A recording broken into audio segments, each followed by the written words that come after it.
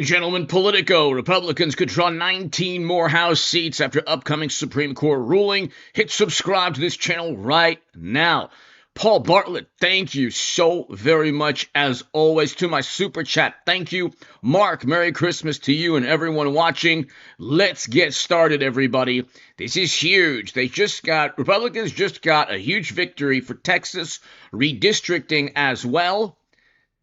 And then we're going to get to DeSantis in Florida, redistricting with more GOP seats. But check this out. This is absolutely huge and a major, major victory. President Trump wins about 94% of the time in the Supreme Court. That is a fact. That's one estimate. The fact is that it's over 90% of the time. Hit subscribe. Check it out. Paul, thank you as always in Australia. And to my super chat, thank you. Massive win, allowing the Lone Star State to use its newly drawn congressional map for next year's midterm elections. This knocks out a previous ruling from a district court which blocked the new map's implementation over claims of racial gerrymandering. The High Court ruled 6-3, finding the lower court did not apply the presumption of good faith when considering disputed evidence and did not require challengers to come up with an alternative map.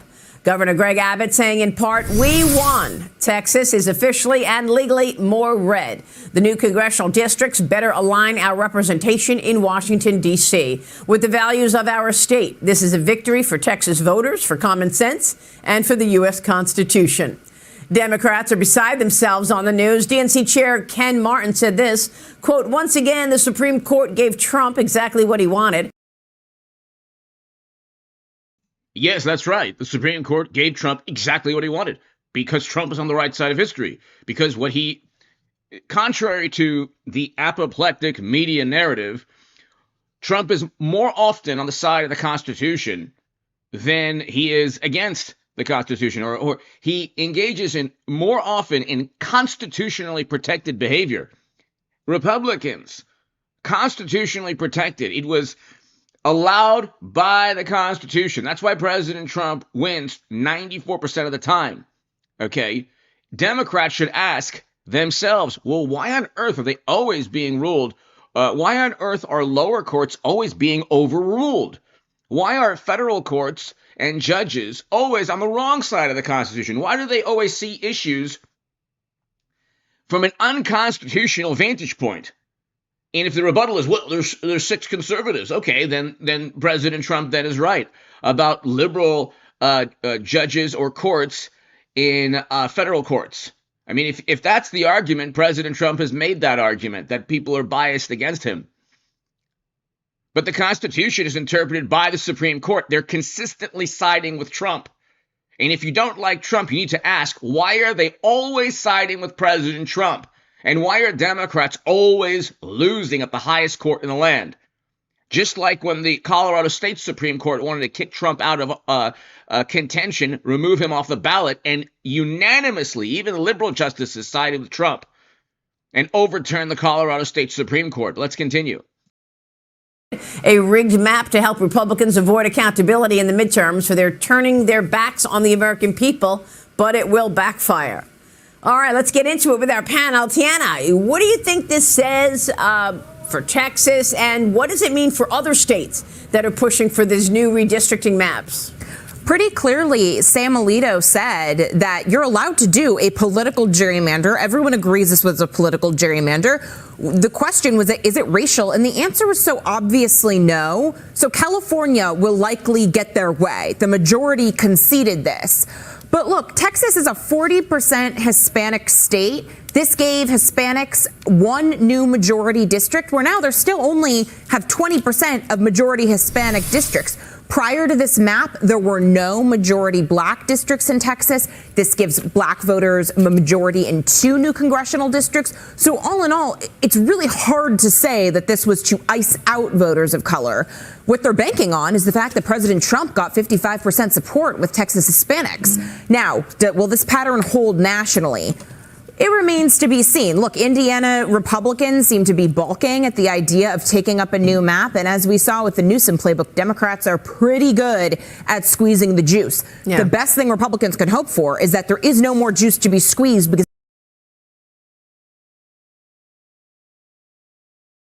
Well, Texas can add if Prop 50 passes in Florida, Texas could add 10 more seats. Or actually, sorry, you'll hear from Governor Abbott in a second, can remove all the Democratic seats. JPAT, it's really tough to predict.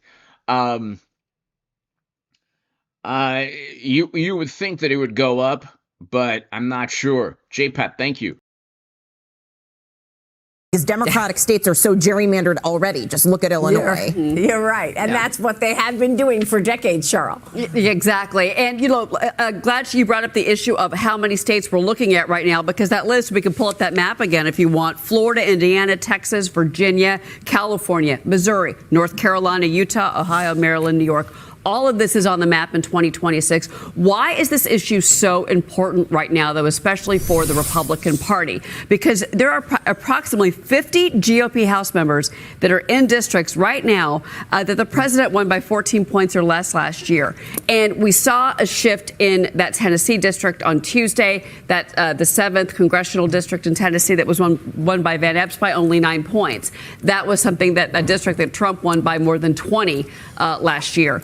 So baking all of this together between redistricting, all the conversations we're having, Maria, on this program about the economy and the state of the consumer, all of that factors in along with where we go with the Supreme Court. Now, where SCOTUS going to finally land on this, we don't know. Kagan's dissent was pretty specific when it came to racial issues, as Tiana mentioned in her commentary. But at the same time, the court could come down before this goes into the books on Texas. The calendar is not anybody's friend right now in the redistricting fight. Yeah, it's all great points. Okay, this now we know what's happening in Texas. I'm waiting to see what the Supreme Court says on the tariff case. That we're going to see by the end of the year in the next couple of weeks. So we'll see how that goes, whether or not President Trump can use tariffs for an emergency. I mean, the Supreme Court might strike down the tariffs, or they might strike down parts of the tariffs, because President Trump is defending the tariffs by utilizing a law that says that the same law that Nixon utilized, that he can enforce tariffs if it's about national security. But of course, you had federal judges saying, well, illegal narcotics, flowing into the country, that's not a national security emergency. It's like, that's the difference between Trump Republicans and liberal Democrats. And I'm not being, belligerent. The difference is they don't view it as a national security issue. They just don't. And so even if Trump is not able to use that law, there are other means at his disposal to implement tariffs. But check this out. This is huge. A boost for Republicans as the U.S. Supreme Court ruled that Texas can use its new congressional map in the 2026 midterms, which could help Republicans possibly gain up to 5 additional House seats next midterms in November. The co-founder and publisher of Real Clear Politics is Tom Bevan. He's with me here in Simi Valley. Nice to see you, Tom. Your alarm went off along with mine today. That's right. It's early out here. Good morning to you, and thanks for being here. The governor of Texas, Abbott, said the following on the SCOTUS ruling. We won. Texas is officially and legally more red.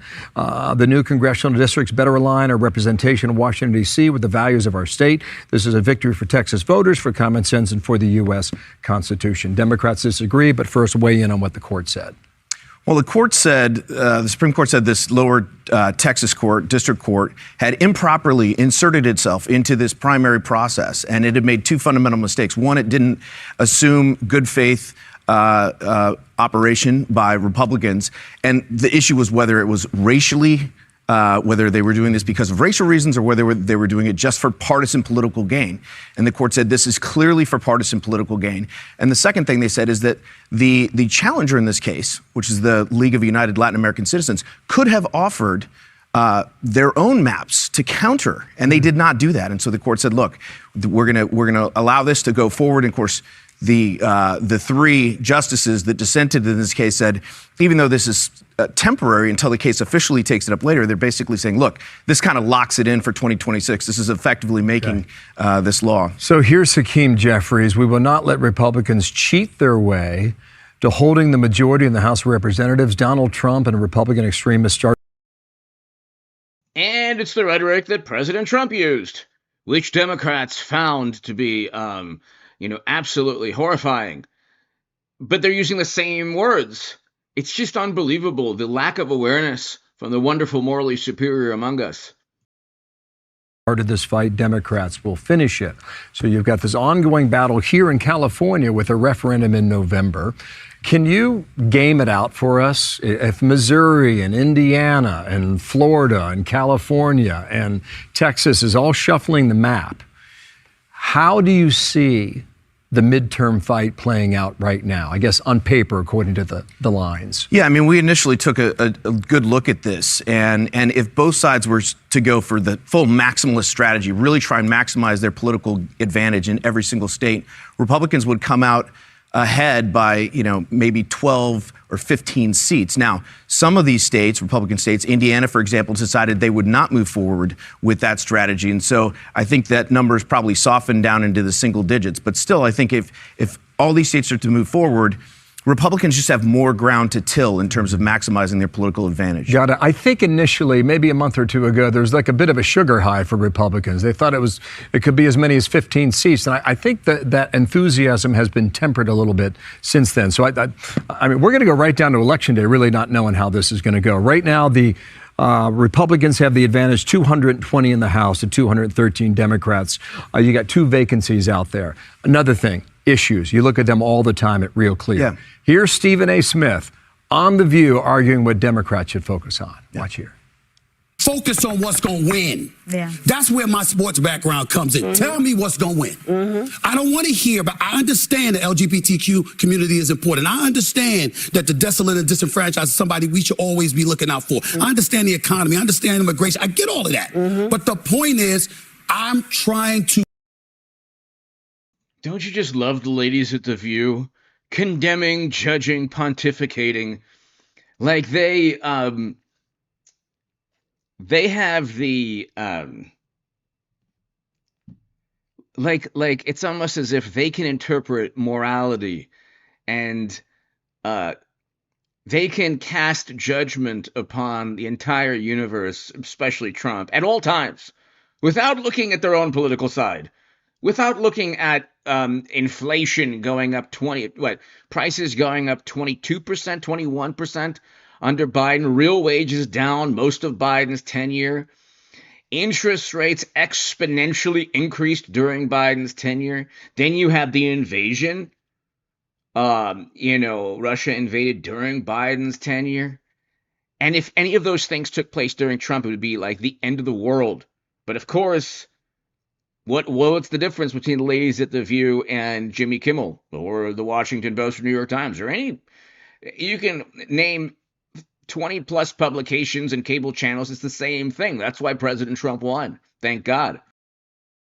To win, to make sure that I'm in office and you're not. What is it going to take? The Democrats did not do that last time. What is the winning issue? What is the winning issue now? Affordability and safety. When asking what is the winning issue now, that is an admission that they don't know what the winning issue is. They just don't like Trump. That's it. It's been 10 years and they're still asking the wonderful morally superior at The View and what's the winning issue? Now they're going and talking about affordability when they said, inflation, it's no big deal when Biden was in office. All right. How do you see it, Tom? Well, I agree with that. I mean, look, Democrats have found themselves in this position where they need to be more libertarian on social issues, right? It's one thing to say, look, we respect gay rights, LGBTQ. It's another thing to sort of push that agenda, right, aggressively all the way down to, kindergarten education. And so Democrats are sort of have overstepped, I think, on some of the culture issues, but they are winning on affordability. I know Trump says it's a hoax, but honestly, the numbers show differently. He's struggling in that area with inflation, and Republicans are going to pay the price if they don't get their heads wrapped around. Okay. Right. The issue with inflation is that President Trump's trying to implement tariffs at the same time. So he had 4 years of inflation going through the roof. Media didn't care. President Trump won on the issue. But he also has to implement national security tariffs. okay, which, had an impact on inflation. But the tariffs are meant to bring manufacturing jobs back to address outsourcing, which is the root cause of poverty. Democrats love to talk about the root causes. We need a focus group, or we need to investigate the root causes of something. That's why they get away with actually, solving the issue. So in 26, though, the economy is going to be a lot better. Okay, let's continue. Right on. Safety and affordability. Safety to me sounds like crime. We'll see how that goes. We'll see you this weekend, okay? All right. Thank you, Tom. You got it. Real wages, for example, have been up most of throughout Trump's tenure, his first year. Real wages were down most of Biden's tenure. But anyway, let's continue. This is DeSantis. Check this out. Announced plans to reduce property taxes for homeowners. If things keep moving forward, voters could see it on the ballot in 2026, in November 2026. With me now is the governor of Florida, Ron DeSantis. Governor, welcome to the program. It's good to be here. A little colder than Florida. That's okay. Yeah, sorry about that. How much would you be able to cut property taxes by? And when you've made the cut, how do you pay for local services? Well, it's a good question. But first, let's just point out, people are being pinched across the economy in a lot of things. And property taxes, even though, and it's all local in Florida, we don't get any at the state level. We've tripled. He talks about redistricting in a second. Check this out. Our rainy day funds up because we cut taxes. We have no income tax. We're doing fine at the state. But the local property taxes are hurting people. 2019 in Florida, the total amount of revenue for local government, $32 billion from property tax. You know what it is now? $56 billion. That's a massive increase. So people are paying more.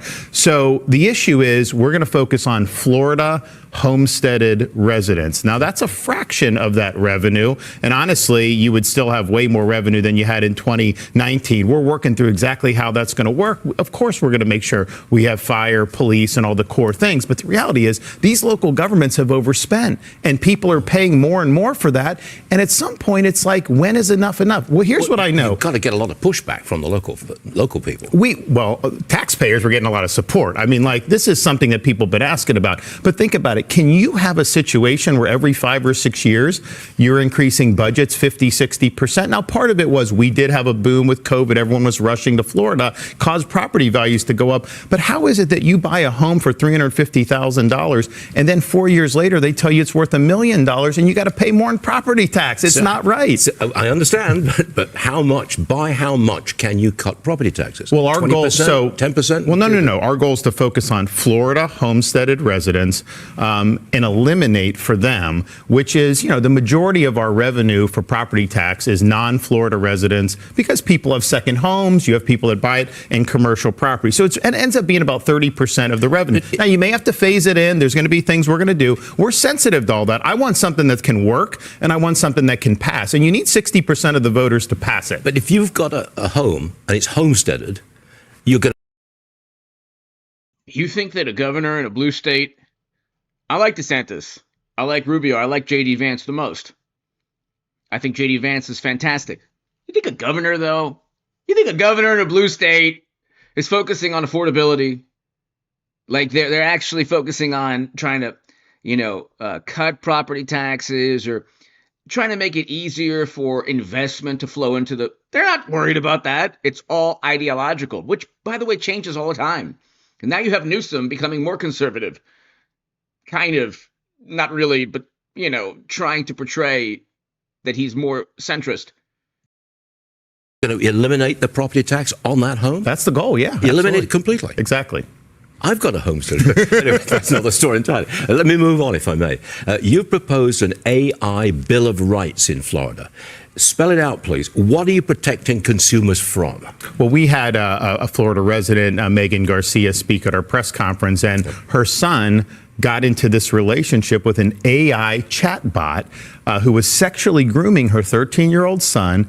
and then coaxed him into committing suicide. And we're like, what the hell is going on? And so what we want is protections for children, for parents. We want transparency. I think it's an issue of people can take your image now in AI, put words in your mouth, and use that in ways that can be harmful to you. Well, you ought to have that. I also think intellectual property and copyright, they shouldn't just be able to take all that. People that create that should be compensated. And then also on these data centers, what we don't want in Florida is the ratepayers to have to foot part of the bill on that. And you've seen the rates go up in other parts. So that is totally unacceptable. So I think we're creating protections for ratepayers, protections for taxpayers, protections for local governments to be able to handle this the way they see fit, and protections for parents and families. Will you make another run for the presidency? Oh, gosh, I got my hands full, man.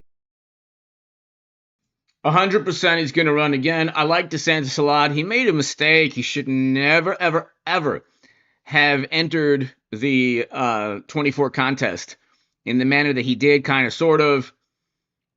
It wasn't good. But you know what? That's water under the bridge, you know, so to speak. It wasn't good, but he's a good governor. He's a very good governor, so he would be infinitely better than anything Democrats have as president in terms of foreign policy and domestic policy. We still don't really know what do Democrats stand for. So Trump Republicans stand for enforcing immigration laws, tariffs to bring back manufacturing jobs, not sending Americans to never-ending counterinsurgency conflicts. Yes, President Trump, there's an issue with a country in Latin America, but he's not going to send American soldiers. Okay, most of it is posturing. He's not a pacifist, Trump, but he's not like Biden, who had that invasion, one of the largest invasions in modern history, happen under his watch. Okay, so I mean, what do Democrats stand for? You know what Trump Republicans stand for in terms of foreign policy, domestic policy. What do Democrats? I don't even know. You tell me. And I had to ask. Laying out a policy agenda like that, I have to ask. Not the first time. The last one. Republicans in Florida, they're holding talks about redistricting your state. Dean, I'm going to go ahead and look into that. Thank you, Dean. Greatly appreciated by Michigan Republicans. Thank you. You plan to call a special session in the spring. If you get it, how many seats, extra seats, does that give the GOP? So check it out. If Florida redistricts, and Texas does, and Abbott in Texas does what he said he was going to do if Prop 50 passes in California, they have to, I mean, this is amazing. I still don't. I love Indiana. Beautiful state. I love Indiana. Only the most wonderful, beautiful, amazing people are from Indiana. Larry Bird's from Indiana. But only the most wonderful, amazing, beautiful, awesome people are from Indiana. Why did the Republicans there? Why on earth did the Indiana Republicans vote against redistricting? Why? When Democrats have, mastered the art of redistricting, and you have Abbott and you have DeSantis and you have other Republicans ready to redistrict to add more seats. But anyway, let's continue. In Florida. Well, that's going to be up to the legislature. But, we do have a U.S. Supreme Court has a decision outstanding. That is going to impact our map. And so that's why we really can't do it now. But we have a late primary, so it'll all work out. But here's the thing. We've had massive population changes in Florida just since the last map. And so we're really malapportioned in terms of how the state is done. So there's a justification to do this outside of the political context. It will get done. You will get a gain for Republicans. Well, the state, when I got elected, we had 300,000 more registered Democrats. Today, we have 1.4 million more Republicans. Show me another example of when you've seen that type of shift. So, of course, that's. And the shift is also within demographic groups that Democrats expect to vote Democrat. Okay, there are more Black Republicans, more Latino Republicans, more Asian Republicans, Asian American Republicans. So that's the reason the Supreme Court is going to vote to end Section 2 of the Voting Rights Act, because you cannot state like Biden did, if you ain't who you are, then if you don't vote for me, then you ain't who you are. I'm not trying to be. I don't want to say the exact quote because it's worse than anything Trump has ever said ever. But he told that Charlemagne the God. And it's like, no, just because you're a certain background or ethnicity or race, that doesn't mean you have to vote for either Republican or Democrat. You can, a human being, I can tomorrow vote Democrat. This, I'm not bound by any ideology. You are free to vote for any political party you want in the United States of America. You're free to change your mind. And it's 2025. Okay, it's a completely different world than the world we had 50, 60 years ago. But let's continue. It's going to be reflected in the underlying elections. Would you say, did you see the Tennessee election as a warning sign for the GOP? I do, just in the sense that midterm elections, off-year elections, the party out of power tends to get more energized, right? The party in power, the voters, they tend to get a little bit more complacent. And so you saw that. They had midterm level turnout in that special election. The Republicans had to spend a lot of money. And so, what I would say is, you're in the battle really to protect the Trump presidency, because if the Democrats get control of the Congress, all they're going to do is go after him. And it's the Democrats get control of Congress. It's the worst thing for the Democrats going into 28. It's actually the best thing for Trump going into 28, because they'll accomplish nothing, because they don't have an actual political ideology. It's just oppose Trump. There is no... You can go to any pundit, any liberal or left-leaning pundit on YouTube or any other platform. What are they talking about? It's always in relation to Trump. Okay, it's always in relation to opposing Trump, I should say. So, I talk about Trump every day, but it's not like my political philosophy is not 24/7 in opposition to Biden or Harris or Newsom. I don't even know what they stand for, so how could I really oppose them on specific issues? I don't know what Democrats stand for. They just stand for opposing Trump. That's it. That's it. But let's continue. This is DeSantis talking about redistricting. Do we have any questions? Yes, ma'am. Governor, are you thinking about or planning on calling a special session to redraw our congressional maps ahead of next year? Well, so that's another issue on the redistricting. I had to veto their map a couple years ago, and I'm just like, guys, I'm going to veto it. And they did it, and Blaze stood with me, one of the few who was right. And so I vetoed this map, which was a disaster, and then we got a better map and got it done.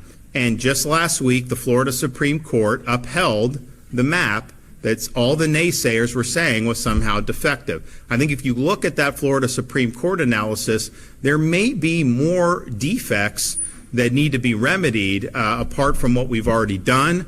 I also think the way the population has shifted around Florida just since the census was done in 2020, I think the state is malapportioned. So I do think it would be appropriate to do a redistricting here in the mid-decade. So we're working through what that would look like. But I can tell you, just look at how population has shifted in different parts of the state over a 4 or 5 year period. It's been really significant. I don't think you've seen. And you'll look at some of these congressional races, and one district will get a certain number of votes and the other get way more votes. And I'm thinking, isn't this supposed to be apportioned equally?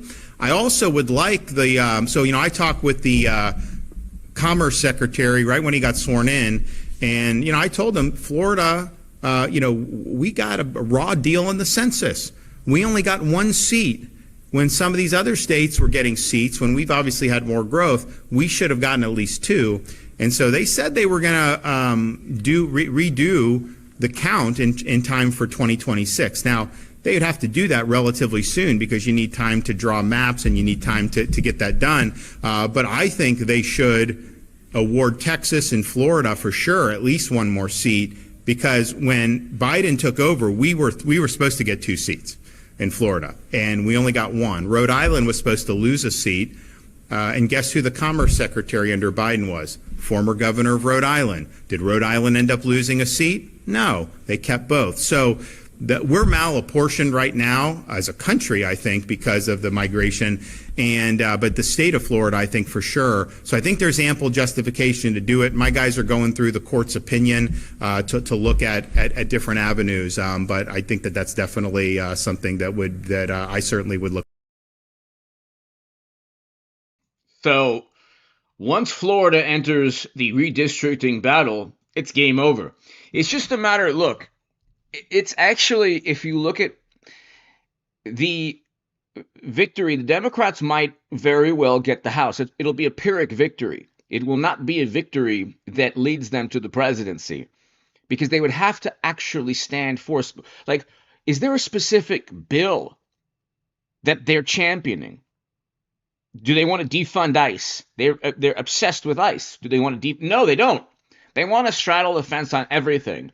They don't like tariffs. Well, how are they going to bring back jobs from outsourcing? They don't even care. It's not even within their realm of importance, or, there's no hierarchy where their most important issues, which we don't really know what they are, there's no correlation between the most important issues with President Trump. That's why when people say, oh, the country is so polarized, but we see Democrats and Republicans see national security in a completely different manner. Okay, you have tens of thousands of Americans losing their lives to narcotics. President Trump views this as a war, okay, as a pressing national security issue. The Democrats do not. They are totally fine with viewing this as it's a societal issue, and we should probably pump more money into programs to teach people not to get themselves into narcotics. This is an actual war. It's this is a grandiose battle and directly tied to national security for Trump Republicans. So just on the issue of illegal narcotics, it's like night and day. Democrats don't see it as a national security issue. Republicans do. All right, thank you. It's all good. Took John Hughes' time. Here he is. How do you feel about that, John? Former Deputy Assistant AG. Terrible. Law professor at Berkeley. We'll cheer you up here. So, simply put, Louisiana took 2 cracks at this. One favored African Americans, one favored whites, and the Supreme Court's going to decide this. Here is Brett Kavanaugh talking about how you remedy this. Go ahead and listen here. This court's cases in a variety of contexts have said that race-based remedies are permissible for a period of time, sometimes for a long period of time, decades in some cases, but that they should not be indefinite and should have an endpoint. Point he's making there, and you heard David Spun say 60 years, 1965.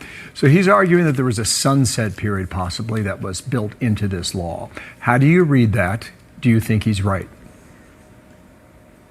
I think he is right. I think you can see that this view is motivating the 6 conservative justices on the court.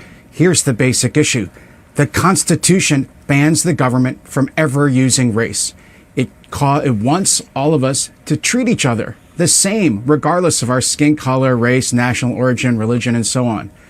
We allow deviations from that core principle to just make up for past sins, for the government's use of race and segregation in the South for so many years, or for slavery before that. And what Justice Kavanaugh is asking is, when does that end? It's 60 years later now since the Voting Rights Act of 1965. It's been 60 years since the government has forced states to try to use race to create these what are called majority-minority districts, to increase the number of minorities who actually get elected to Congress. But that's got to come to an end. It's not going to be, and it shouldn't be under the Constitution, ever permanent. And the court's been making that clear in other areas, like the Harvard case, where it said no more use of race in college admissions. I think that campaign for a colorblind constitution will continue here, and the court will say no more use of race when states draw congressional districts either. Okay, let me come back to that. Here, New York Times, a Supreme Court case that could hand the House to Republicans. There are some who believe if the court rules as you're describing there, John, that the GOP could gain 19 more House seats. Do you see that as reasonable? It's possible. I am sure the justices, when they decide this case, don't care and won't look at what the effects on the midterm maps may be. Now, what's been going on, note, is that these states, in order to create these majority-minority districts, have done what's called crack and pack. They've packed minority voters into tight districts on the assumption they'll vote for a black or Hispanic or even Asian candidate, which I think, by the way, is offensive because it assumes that people of one race will vote for people of the same race when they vote for office. What will happen, I think, if this practice ends, is that there will be more minorities spread out into more districts. That might make more districts competitive in the long run between Republicans and Democrats, even though in the short run, it might lead to less Democrats in the House in the next election. What if I argued the other side and said, if I'm a minority, how do I find representation under that interpretation of the law then? Well, this, I think, is the pernicious view of the Voting Rights Act and the 15th Amendment that this cause has adopted, is the idea that because I have a skin color or you have a skin color, Bill, you think you're only represented by people who look like you. What if you want to be represented by people who share your interests instead? Suppose I want to vote for someone who has my view on tax policy or foreign affairs or Israel. Why does race and skin color have anything to do with with your view or my view on policy issues? And I think that's what the court wants to end. The court wants to end the practice of the government assuming that you and I have certain views and think a certain way just because of our skin color. Quickly, John, would they give a sooner? You heard the question that Dana gave the David Splunk. Is this like, do you have to wait until June? Is that too late? What's your view quickly on that? Quickly, I'm not yielding any of my time to Spunt, but what these state legislatures could do is just pass a new map and say the new map comes into effect if the Supreme Court strikes down the Louisiana voting map, and otherwise leave the districts as they are. Okay, in that case, they'd have to get ahead of it. We'll see how that goes. John, thank you, sir, very much. Putting it in English. There. So this is Brett Kavanaugh asking, well, okay, when will U.S. society be able to do away with Section 2 of the Voting Rights Act? And you can tell that he's ready to do away with it with the interaction. Check this out. The Solicitor General's suggestion at page 25 of its brief that the court should hold that plaintiff's illustrative district cannot disregard the state's political objectives, and goes on to say Section 2 plaintiffs cannot claim a lack of equal openness where politics rather than race is the likely reason for the state's refusal to create a majority-minority district. Yes, that suggestion would swallow Section 2 whole. As I said, party cannot trump the responsibility of states to ensure that all voters have an equally open electoral process. The fact that black voters may correlate with voting Democrat or white voters may correlate with voting Republican does not deny the fact that there is racially polarized voting, and the totality of the circumstances, including the inability to elect black candidates in Louisiana on a statewide basis for a number of offices. There's never been a black person in Louisiana elected statewide, is additional indicia that race is playing an outsized role in the electoral process in Louisiana. And so the idea that you have to show that a party is the reason for the racially polarized voting would eclipse the entire Section 2 analysis, which is focused on ferreting out and ending race discrimination in the political process. You said several times that it's playing an outsized role. What's the proper size? In other words, is that wiggle room we're talking about, or a significant percentage? What is meant by outsized? So this court has held for a long time, beginning in Shaw and in many cases since, that there's always an awareness of race. There are always racial considerations and even race consciousness in the district. But why on earth would one race in 2025 be expected to vote Republican or Democrat when you had Trump almost winning the Latino vote? So, and the way Democrats treat Republicans who are of, different ethnic backgrounds or different ethnicities or different skin colors. I mean, go look at how Democrats treat anyone of a demographic group that they expect to vote Democrat, look how they treat, and it's like the bigotry is out in full display when Democrats want to go after a political opponent, and it's just unbelievable. But let's continue. Redistricting process. What becomes potentially unlawful is when race is the motivating factor. That's what Miller versus Johnson taught us. That's what Milligan reaffirmed, that the line between the appropriate use of race and the use of race that will get us into the strict scrutiny territory is the dividing line between motivation and general awareness. And what I'm explaining here is that when voters are blocked by a white bloc vote that is so substantial that it usually overrides the politically cohesive vote of black voters, then we have at least a prima facie case of vote dilution. And then the court is asked to consider the totality of the circumstances. If I may address the... But why can't those voting blocs switch in 10 years? Republican and Democrat. You saw that President Trump almost won the Latino vote in 24. It took 10 years. He was down by 15, 20 points or so in 2016, and he almost won in 24. The durational limit question, which came up, I'd like to talk about the fact that Section 2 is self-limiting. I know that there is a general concern about the indefinite use of race, and there are several reasons why that concern should be allayed. First and foremost, there is no precedent to suggest that a statute must dissolve on its own simply because it may require a race remedy. And as I've mentioned, race is not required by Section 2, but it can be used if that is necessary to address the Section 2 violation. In addition, the non-discrimination element of the 15th Amendment is a permanent right, and so should be the protection that Section 2 affords. And finally, this is a significant concern where Congress was very clear that it did not want to include a durational limit. Congress included a durational limit in Section 5 of the Voting Rights Act.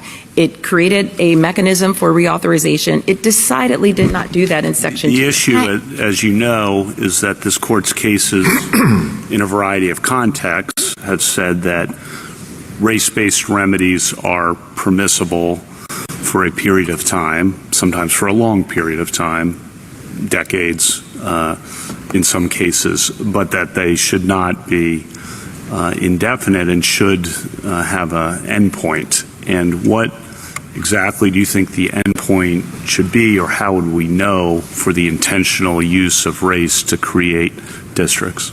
Well, Justice Kavanaugh, you raised a very important distinction, and that's between remedies and the statute. So a race-based remedy can and should and usually does have a time limit and a durational limit.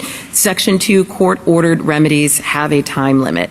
And so that is something that is grounded in our case law. What is not grounded in case law is the idea that an entire statute should somehow dissolve simply because race may be an element of the remedy. So, for example, this case has affirmed Title VII. It has affirmed Section 1982, the Family Medical Leave Act, and also Section 4E of the Voting Rights Act in Katzenbach versus Morgan, and never has it suggested that any of those statutes should dissolve in and of themselves as opposed to the remedy. I'm sorry to interrupt. I don't think it's the statute. It's the particular application of the statute that entails the intentional, deliberate use of race to sort people into different districts.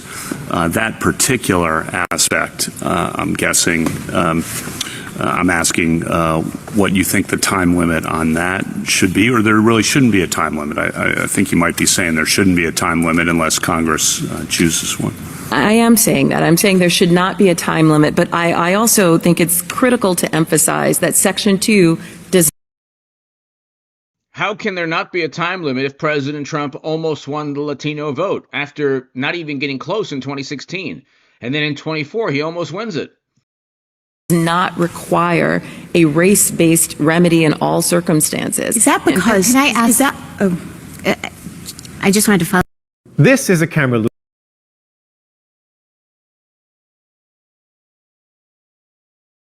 So, ladies and gentlemen, it's about to take place. Huge victory. We'll talk about this tomorrow in the live stream.